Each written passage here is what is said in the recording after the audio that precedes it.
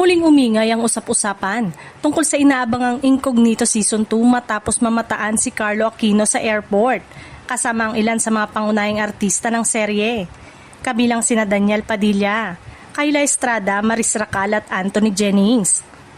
Agad itong naging sentro ng usap-usapan sa social media at nagdulot ng iba't ibang espekulasyon mula sa mga tagahanga dahil sa naturang sightings.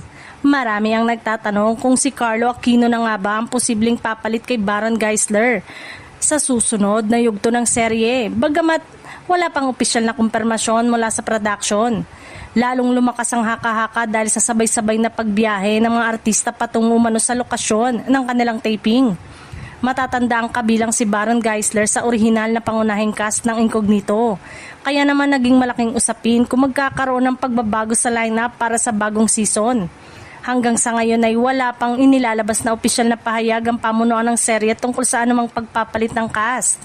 Samantala, maraming netizen ang nagpahayag ng excitement sa posibilidad na makasama si Carlo Aquino sa action series. Ayon sa ilan, malaking dagdag umano siya sa lakas ng cast dahil sa kanyang husay sa pag-arte, lalo na sa mga seryoso at action scene.